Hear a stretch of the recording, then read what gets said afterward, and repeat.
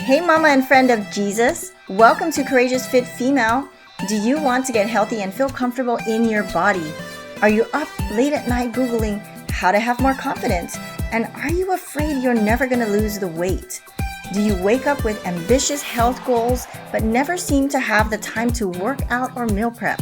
Hey, I'm Jaclyn Castro. I am a follower of Jesus, a wife, a mom of two, and a Christian health coach. I too wanted to be healthier for my kids and wished to be energetic and motivated. I wanted to have confidence within myself, feel comfortable in my body, and stop being so self-conscious. But I was afraid of change and afraid of going back to the gym. I told myself that I could figure things out on my own, but I kept failing. Until I found the secret to getting healthy and being comfortable in my body in my 40s. I'll teach you how to slowly get back to being active, eat food that's healthy for you, and help you to partner with God in the journey. If you're ready to stop constantly tugging at your shirt and hiding behind others in photos, then grab your Bible and notebook and let's dive into today's episode. Hey my sisters, welcome back to today's episode.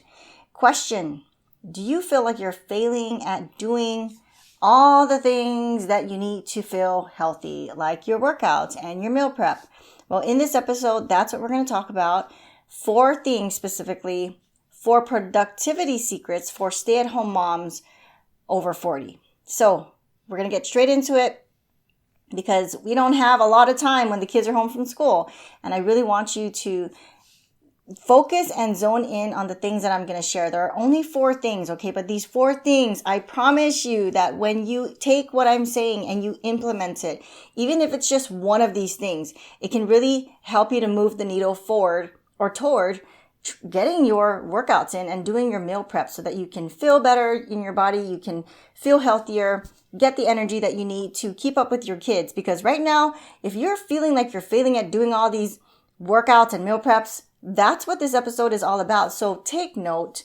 So number 1, the first summer productivity secret for you as a stay-at-home mom is to plan, okay? Because I know that you're probably like, okay, I'm gonna tune out now because planning takes a lot of time. Well, yes, planning does require time, but I want you to stop and think about this for a second.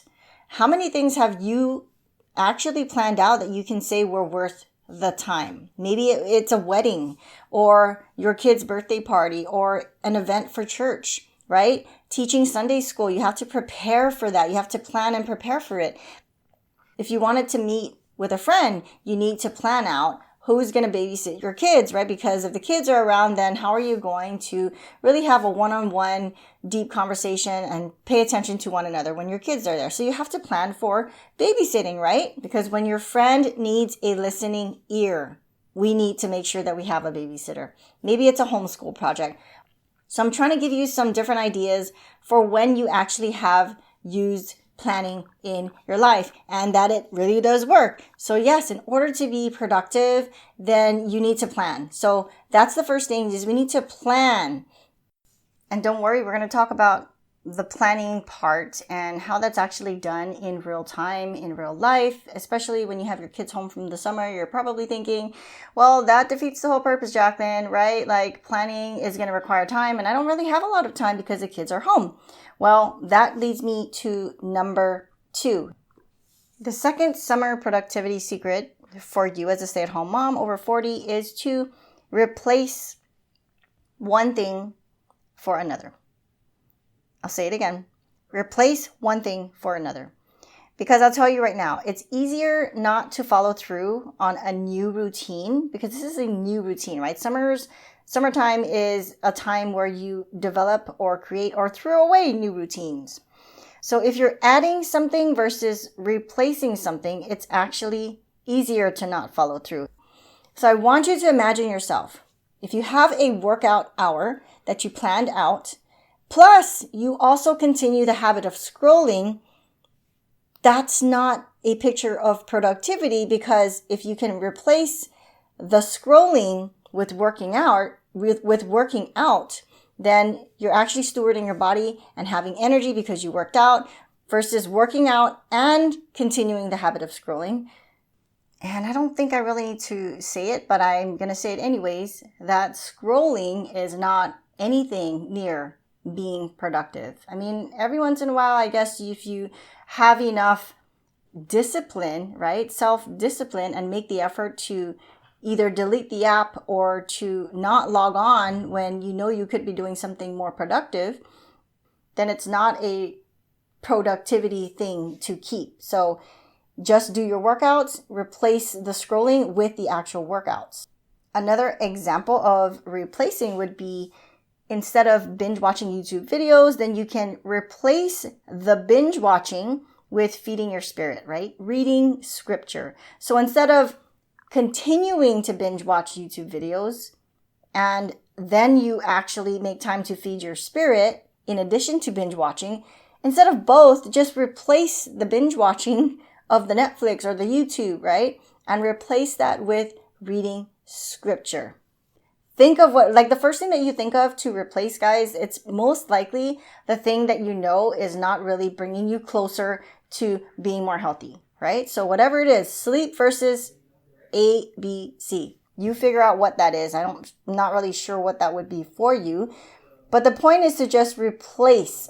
The number 3 thing, if you're failing at doing your summer workouts and your meal prep, is, okay, this is something that I don't think that a lot of people will suggest, recommend, say that it should be a part of productivity, because it doesn't really make logical sense. But that is to find time for fun and laughter and do what makes you happy.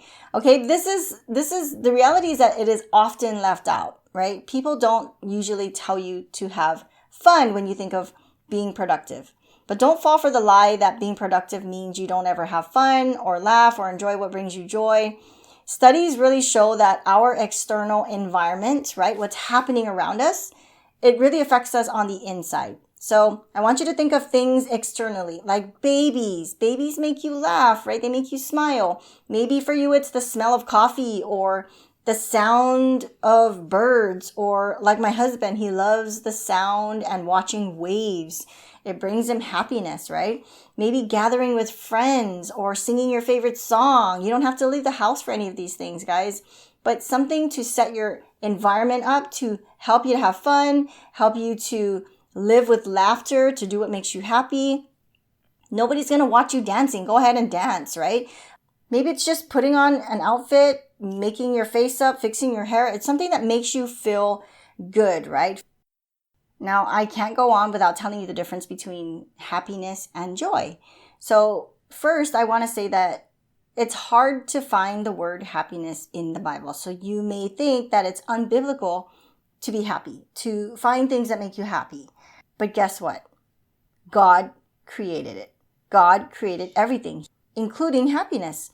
I personally threw that word away once in my life when I became a Christian because I was taught wrong things about how to live and how to live life as a Christ follower and how to be Christ-like.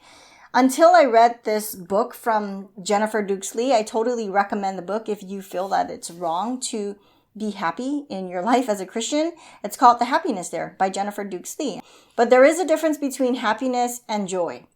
And I want to set the record straight here. So happiness really has to do a lot with your external, your environment, things outside of yourself, the situations, the circumstances. Things that bring us happiness are things outside of us, as opposed to joy. We know that we get joy internally, right? Inside of us, not things outside of us, not fixing up our hair, not buying a new outfit, not, the way our body is shaped or whatever. It's the internal part of ourselves. It's what gives us more meaning to life. It's the deeper thing, right? And as Christ followers, we can still be happy during trials because we focus on eternal things, the inside, our heart, and the promises of God and salvation. Jesus is our joy. He's the one that provides comfort and peace. Nothing outside of us could ever satisfy that. Not even our kids, not even our spouse, not a promotion that we get in our jobs, nothing external. Those are temporary things, right? Happiness is not the same as joy. So I just wanted to set the record straight that there is a difference between happiness and joy. Wow, I feel like I can do an episode on that alone. But that was the difference between happiness and joy. And that's something that I really needed to point out, because when I'm telling you to have fun and to include laughter in your life and do what makes you happy, and telling you that that's a part of a productivity secret, right? And doing that to be productive, you may think as a Christian, hold on, Jaclyn, happiness, laughter, joy, like those are really not the same things. And specifically the word happy, like I said, for me personally, that was something that I threw away a long time ago, but I was not directed in the right way when it came to being Christ-like. I really thought that happiness was wrong as a Christian. That may have been for someone listening. So now the fourth thing, guys, if you're failing at doing your summer workouts and your meal prep, here's the fourth thing when you want to be productive, okay, as a stay-at-home mom, is intentional sleep. Did you hear me? Intentional sleep. Now, I know some of you may be thinking, but Jaclyn, I'm a night owl, and I can't really be productive during the morning time. Well, guess what? When you're in your midlife, when you're in your 30s and your 40s and your 50s, your body is not the same as it was when we were younger. So we need to be intentional when it comes to sleep. Otherwise, you cannot be productive. And this is also applicable to people who are young. Even if you are a teenager, when you are lacking sleep, you're not going to be able to carry out a task as well as you could have if you slept. But even more so if you are a woman in midlife. Your hormones are not the same. So you have to be intentional about your sleep. So what does this look like? So some things that intentional sleep looks like, it requires planning. And what was the first thing, if you remember? The first thing that I told you to be productive is to plan. So intentional sleep requires planning, guys. Food that makes your body feel good, that takes planning as well, right? Workouts that are done in the morning, that takes planning as well.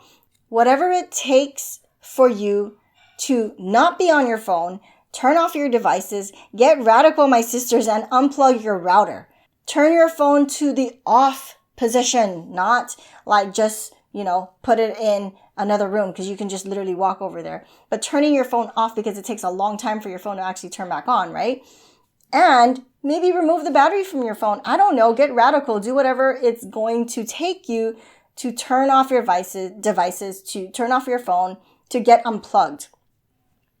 And when it comes to intentional sleep, it's not only about sleeping, but the time that you wake up. Wake up at the same time every day. Guys, this is a challenge for me. Like right now, I am in a program where I am international, right? I live here in Guam. So the program that I'm a part of, the live calls for the mastermind that I'm in, it happens at 1:30 a.m., 4:30 a.m., 11 p.m. Guam time. So my sleep schedule is whacked out. And right now I am not waking up at the same time every day. And I see how it's affecting me for the rest of my day and how I'm being productive or not being productive. So that's the fourth thing, is intentional sleep. If you want to stop failing at getting in your summer workouts and not being able again to do your meal prep or your grocery shopping, we need to make sure that we have intentional sleep. Now, all of these four things, guys, it really ties into each other. So what does it look like? So now let's paint a picture for you visuals. I'm raising my hand. I am totally visual. So I want you to think about this, okay? Close your eyes, except for those of you who are driving, okay? If you're able to, if you're visual, close your eyes if you can and think about, how does this look like? All these four steps these four things that Jaclyn gave me: plan, replace, have fun, and sleep. Okay, so now as a stay-at-home mom, this is what it looks like. Right now, it's summertime. Close your eyes. It's summertime, which means that your kids are either home from school or maybe they're not home from school for part of the day because maybe they are in summer camp or whatever, right? So if your kids are home from school, planning it out means to schedule it in and commit to it. Replace one thing for another, planning in your workouts and your meal preps instead of folding laundry or washing your dishes. Yes, another radical thing that I'm saying here, my sisters, but it's a radical thing, right? Because you want to wash your clothes. You need to wash laundry. You need to fold the things and do all of the things and all the things and all the things. And you probably even also have dishes that you need to wash. And you need to go to the corner of the kitchen and wipe the area that looks really dirty that you've been wanting to wipe for a long time. Or you want to go to the cabinets and wipe it down. Or I don't know, whatever it is. Our house is a mess and we need to manage it, right? Plus, this is a foundation that you will write in your planner or wherever you keep your notes for scheduling your things so that you'll kickstart the process of actually turning this into a routine. Now, you're still closing your eyes, right? Okay, so the first time that you do this, it's not going to feel natural. It's going to feel a little uncomfortable. You're going to feel a little bit uneasy. But the one time that you do it, guys, it's really going to matter. Just get it in, do it. And ultimately, we want it to turn into a habit that sticks, not just a one-time thingy. And the feeling of like, gosh, this feels like it's going to be an impossible thing because my kids are going to be yelling. My kids are going to be fighting. I can just hear them. I don't know how I'm going to get this planning thing in done. Well, guys, do something fun together. Be creative. Dance, paint with your kids, or let them do the painting while you take a peek at your schedule to plan out when you will take the time to buy your groceries and do the chopping for all the vegetables that you're going to finally get into your system after you meal prep, right? Put on a song and challenge your kids to finish putting everything in their toy box before the song ends. Every minute counts. So every minute that you're actually taking the time to plan, it's going to count and it's going to pay off. It's going to matter. So also, while you are maybe, painting with your kids or whatever you're doing, I want you to make it a practice to grab your phone and use the voice notes on your phone. There's a feature, I believe, on every phone where you can record your voice. So if you need to remember something, then just put it on your voice notes, okay? The kids are around and you're going to forget. You're not going to go and grab a piece of paper. Your phone is always with you 99.999, if not 110% of the time. So just use your voice notes. So like if you are trying to plan something and, you get distracted, then guess what? Grab your voice notes, grab your phone, click the button that says voice notes, and record what it is that you are thinking of at the moment so you won't forget. And that way you'll be more productive when it comes to planning, right? Go back to your notes later and figure out what you said and incorporate that message planning thingy, whatever you said on the voice notes, put that on your planning. Maybe it was like, oh, okay, I need to ask so-and-so to watch my kids on this date or whatever it is. Put it in your voice notes. Now, that's for those of you if your kids are home. That's what it looks like when it comes to planning. And also that's a part of having fun as well, right? Like having fun with your kids. So if your kids are out, let's say they are out for a summer program, for summer camp, whatever it is, for a couple of hours, do not spend that time while they're away washing laundry and finding something to clean. Again, same thing as if your kids are home. Push through and commit to your word. Because here's another thing that you can try doing. Make it a promise to God. Say to yourself, I'm not going to make a promise if I'm not going to keep it. And that reminds me of Ecclesiastes chapter 5, verses 4 through 5, which says, when you make a promise to God, don't delay in following through, for God takes no pleasure in fools. Keep all the promises you make to him. Verse 5, it is better to say nothing than to make a promise and not keep it. So if you are trying to plan these things, go ahead and open your eyes now, guys. If your kids are out or if your kids are home, regardless, in order to make that first thing, the planning, actually happen, try making a promise to God that you're going to keep it. Okay? Because why is it that we have this problem as moms? Like we make promises to our kids, we make promises to other people, but we don't make promises to ourselves or to God, right? And it's scripturally, when we do make a promise to God, it says that we shouldn't delay in following through because God is not going to take pleasure in that. So keep your promise, plan the thing out. Guys, this is something that I'm trying to get better at, and I invite you to challenge yourself to do this. It's not going to be comfortable, but it's going to help you to stop going out to McDonald's and stop eating chips for dinner, or maybe going to the kitchen at 10 p.m. to eat some crackers because you're hungry. Because when you keep your word and actually do the meal prep, then McDonald's won't be an option, okay? So it's as simple as that, guys. These things are not necessarily easy. I never said it's easy, but if you find yourself failing at getting in your summer workouts and meal prepping so that you can actually feel good and comfortable and feel healthy and get the energy that you need to be with your kids, then these are the 4 summer productivity secrets for you as a stay-at-home mom over 40. Let me recap again. Number 1, planning. Yes, it requires planning. Number 2, replace one thing for another. So instead of the habit of scrolling on your phone, replace that with working out. Instead of binge watching YouTube videos or Netflix, replace that with feeding your spirit by reading scripture. Number 3, find time for fun. Again, laughter, and do what makes you happy. No one's going to tell this to you except me, okay? So find the time for fun. And number 4 is intentional sleep, my sisters. That in and of itself is going to require planning. And we need to take care of resting. And by the way, did you know that commandment number 4, Sabbath day, right? Finding time to rest. Rest in God's presence. Rest in His holiness. Rest in His promises. That is a command. So that alone was mind-blowing when I was like, wow, God is commanding us to rest. Why? Because we don't know how to keep still. We don't know how to, we need to be told, right? Because we are doing all the things and think we need to do everything in 24 hours. So that's why I put intentional sleep. Not just get quality sleep in. No. Intentional sleep. Like that is going to require planning. Again, so plan, replace, have fun, and sleep, ladies. And this will help you. These are the 4 summer productivity secrets for you as a stay-at-home mom over 40. If you find yourself failing at doing your summer workouts and getting in your meal preps, do these 4 things so you can finally get your summer workouts in and your meal prep, do your grocery shopping, and stop going through the drive-thru at McDonald's so you can finally feel energetic and feel comfortable in your body.